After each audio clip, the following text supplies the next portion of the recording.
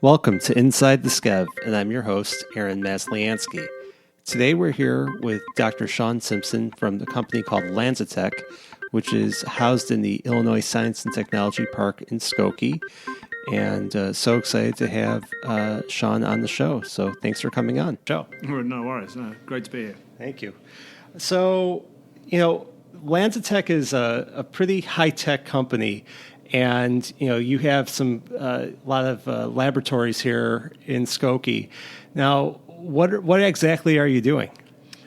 Yeah, so Lanzatech is a company developing a technology that allows extremely high volume waste streams, waste from industry, waste from society, so municipal solid waste or waste from agriculture, to be converted into sustainable fuels or chemicals. And so we've developed a biological process that uses gases for the production of fuels and chemicals, and that therefore gives us access to these very, very large feedstocks. So the aim is therefore to produce fuels and chemicals on a very large scale in an impactful way, so impactful environmentally. So, like, some of the companies that you work with are like steel companies and places that produce a large amount of emissions, right? Exactly that. So our process, you can think of it as almost like having a brewery, if you like, bolted onto a steel mill that takes the emissions produced as an inevitable consequence of making steel and converts these emissions to fuels or chemicals. That's great. And, one of the types of fuels that you've made is jet fuel. Is that correct? We have. So jet fuel can be... We developed a process that allows jet fuel to be produced from ethanol. One of the sort of realities that we face is that our process would allow ethanol to be produced on an enormous scale, far greater scale than it's produced today. And so we were interested in the potential use of ethanol as itself a molecule from which you could make, for example, either plastics or other products or high-density fuels like they use in airplanes. So we partnered with a U.S. government laboratory to scale up the conversion of ethanol to jet fuel, and that's a process that we are in the business now of commercializing. And have you actually used that jet fuel on a flight? Oh yeah. So last year we had the opportunity to put the jet fuel that we'd made from ethanol that had been produced from an emission from a steel mill. And we put that fuel into a Virgin Atlantic plane that flew from Orlando to London, and we had Sir Richard Branson greet us and actually wave us in at the airport and host a bit of a reception for us. So it was a lot of fun. That's amazing.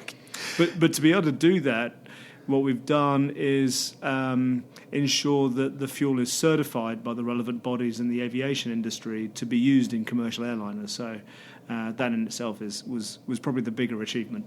Oh, there's a ton of regulatory requirements for something like that. Now, did you ever think that you'd be doing this? I mean, how did this company start? How did this idea come about? Yeah, so no is the short answer. So my training is actually in plant biology, and I trained in the UK, and I was actually working in a biotech company in New Zealand when myself and my co-founder we had the idea that one could produce sustainable fuels and chemicals at a much larger scale than was being contemplated if we had a technology that would allow us to access waste streams, particularly from industry and from society. At that time, people were very focused on using only biomass, so only plants. And that led us down this kind of path of thinking about the biological conversion of gases into fuels. And that in turn led us to setting up a company, which for us at the time was a very alien thing to do, but It's been great. I haven't been in need of a job for 15 years, so it's worked out.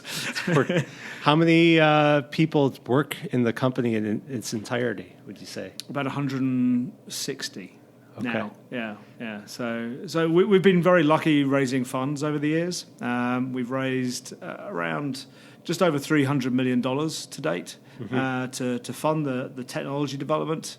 And last year we were successful in commercializing the process for the first time at a steel mill in China, where we're producing around 16 million gallons of ethanol from an emission at that steel mill. So making a sustainable fuel, capturing the carbon that would otherwise be emitted into the atmosphere and locking that into a fuel that displaces fossil gasoline. That's fantastic, and that's being used. That fuel is being used in automotive right now. Exactly, it displaces gasoline. So you blend it with gasoline. For example, in the US, you can blend up to 15%, and where it's operating in China, it's blended at a ratio of 10%. Wow.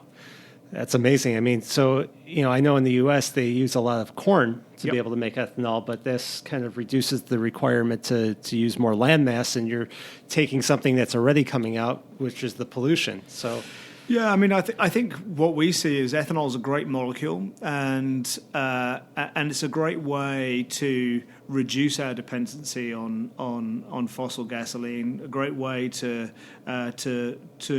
drive a greenhouse gas emission reduction in the automotive space, whilst leveraging existing infrastructure. So the ability, therefore, to produce ethanol from a broad variety of different resources is greatly advantageous.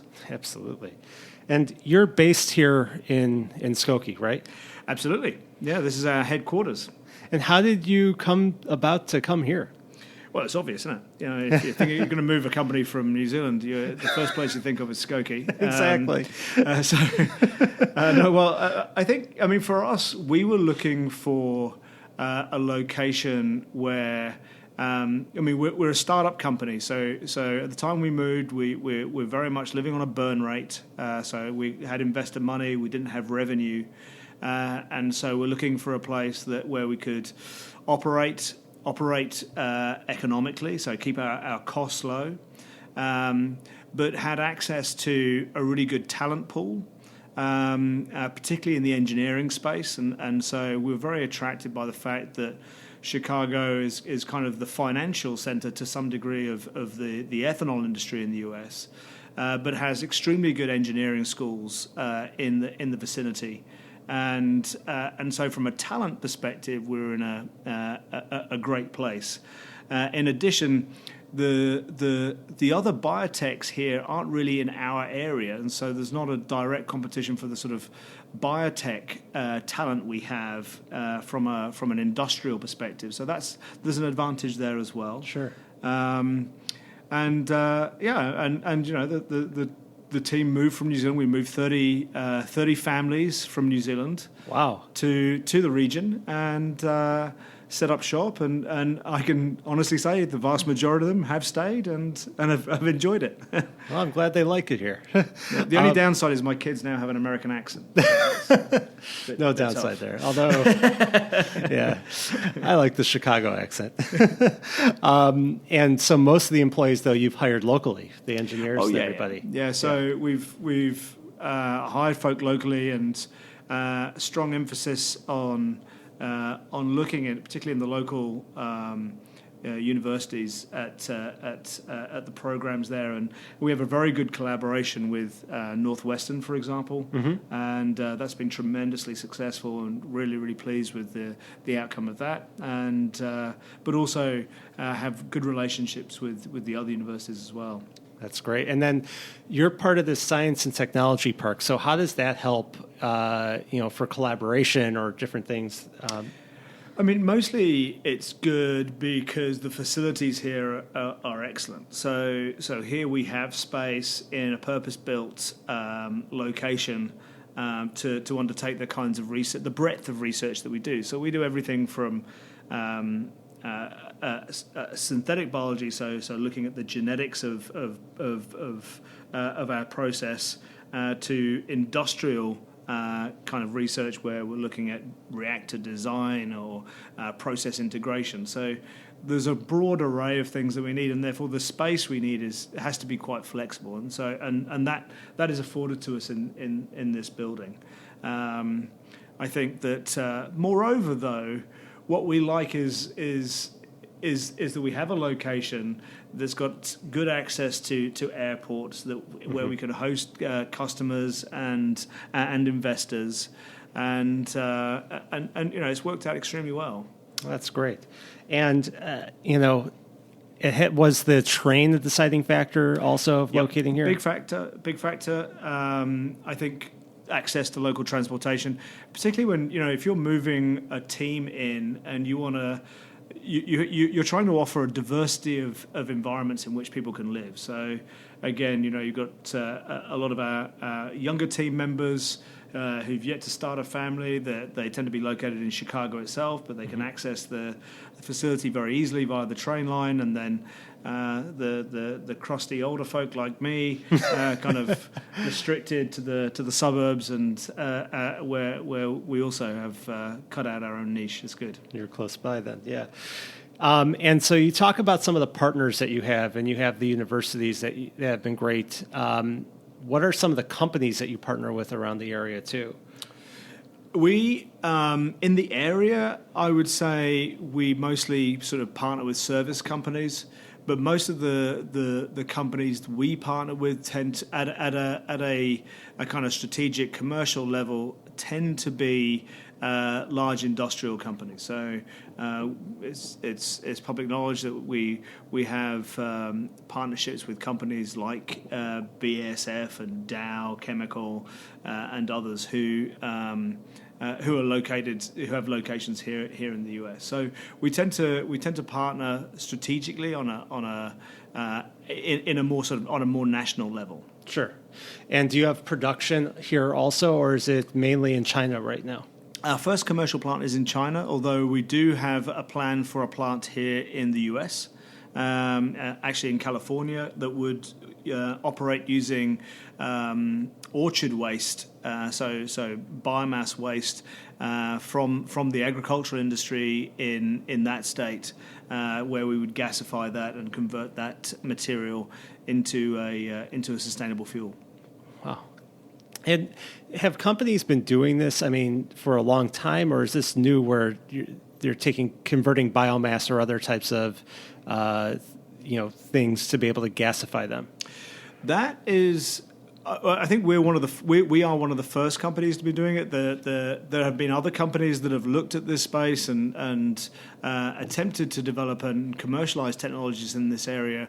We're the first, I think, to successfully take a project through from development to true commercialization. Mm-hmm. And that's a real testament to the team here that we were able to do that. And so I think right now the space is fairly open, but as with everything, if you're able to show something works and you can make some money doing it, expect competition. Of course. And so when you sell the gas right now, does it go is it sold to gas, like gasoline companies, oil companies? Exactly that. Yeah. So in almost every geography in the world at the moment, there is legislation that requires oil companies to blend sustainable fuels in with their fossil fuels to try and manage emissions. Mm-hmm. And so that's the case here in the US, in Europe, in China, in India, so on and so forth. Is it possible to run an automobile completely on the gas Absolutely. that you produce? Absolutely. So ethanol can be used as 100% of the fuel. And in Brazil, for example, there are vehicles that run with 100% ethanol. Really? They're called flex fuel vehicles, and they can operate with 100% ethanol and then increasing blends of gasoline. Yeah. And chemically, is the pollution different than what would be when gasoline's burned? Yep. So there's certainly differences in the chemistry of the emission, and there's some advantages to the use of ethanol there. But fundamentally, the advantage is that we take carbon that's destined for the atmosphere we fix it into a fuel, and that fuel displaces gasoline and therefore reduces the amount of, fresh fossil material being combusted. Yeah. So we achieve a very high level of greenhouse gas reduction by using ethanol produced from both waste like industrial waste as well as biomass resources. Wow. And I mean, is there enough, if you could produce enough plants on such a large scale, could you completely eliminate the need to use oil? I don't think with the projections we have and current levels of usage, I don't think we could completely eliminate oil. We see a path to reducing greenhouse gas emissions by up to 30%, which is huge. Yeah. But certainly not greenhouse gas emission from the transport sector.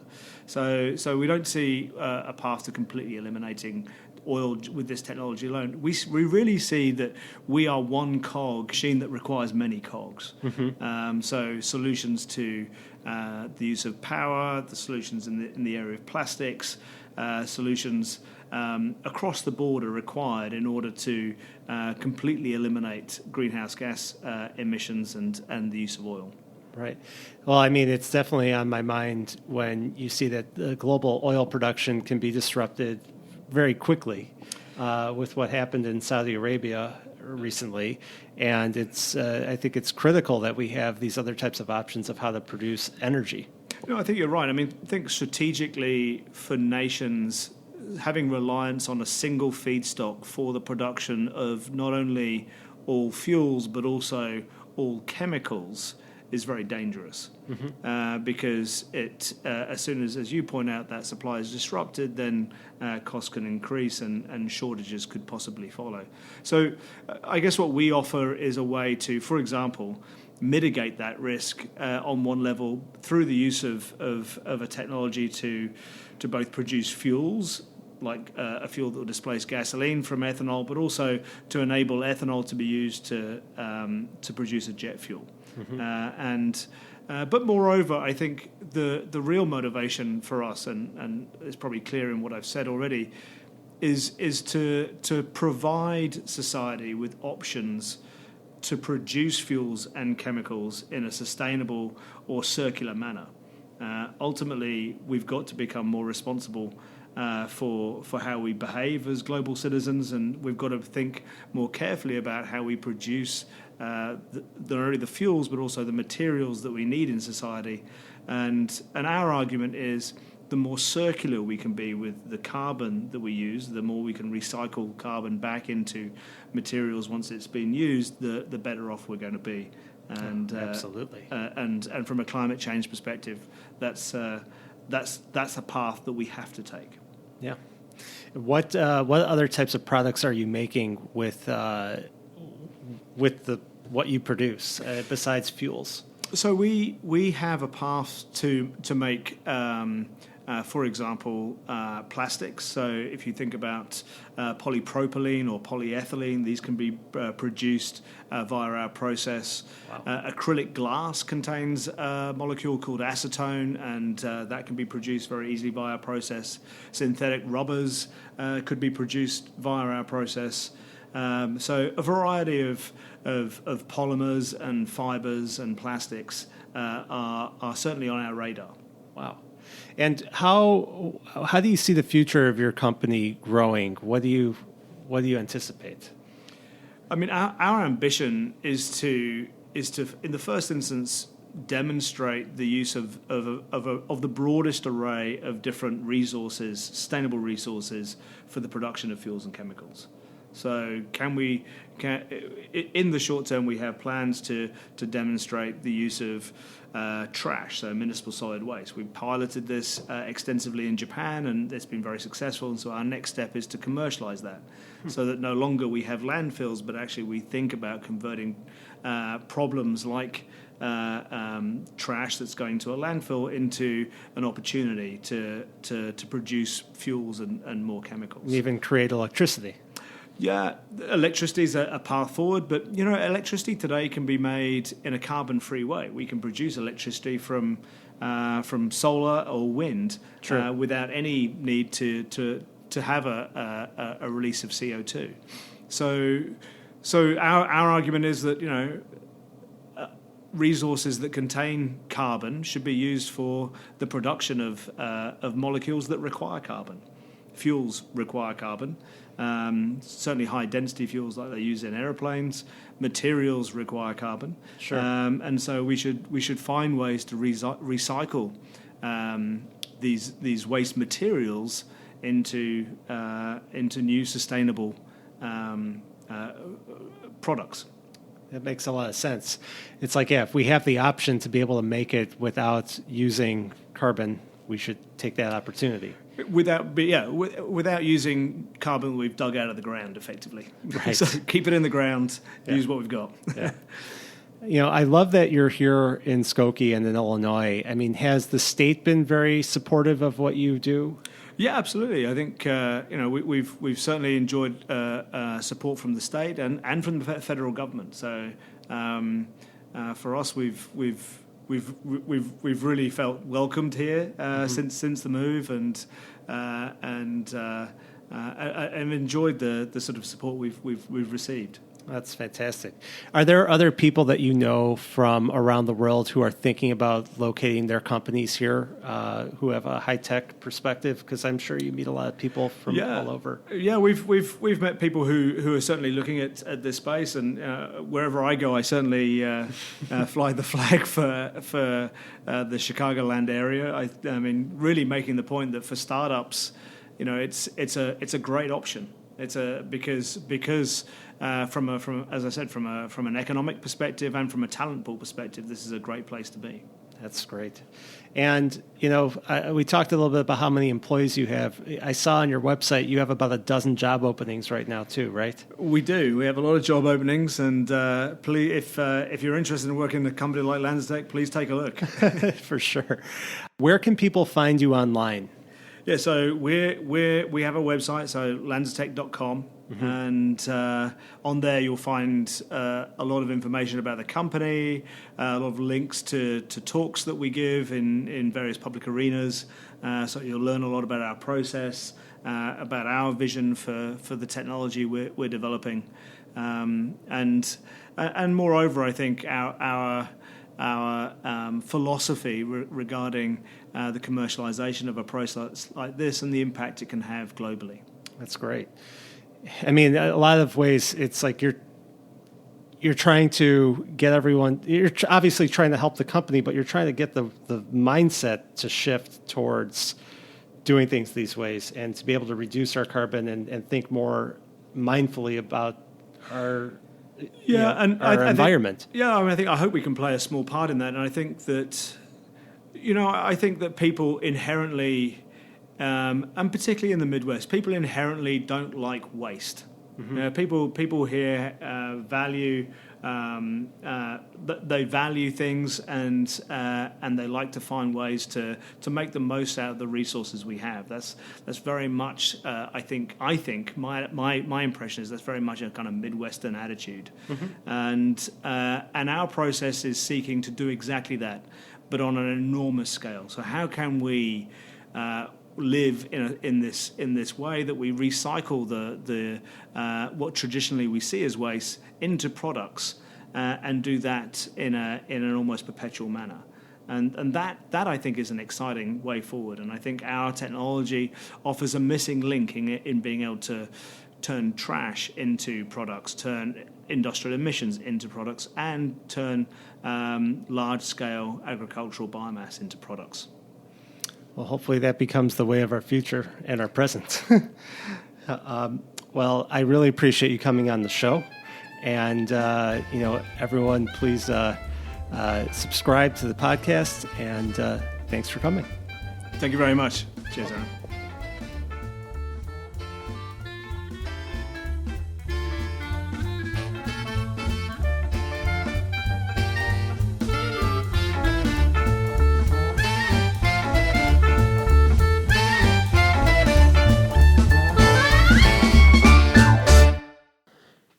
Hi, everyone. Thanks so much for listening to this latest episode of Inside the Skev. I hope you enjoyed it. Just remember to subscribe, and if you need any assistance for your real estate needs in the Chicagoland area, or specifically Skokie, Evanston, or Skevinston, feel free to reach out to me. I am a realtor at Dreamtown Realty in Evanston.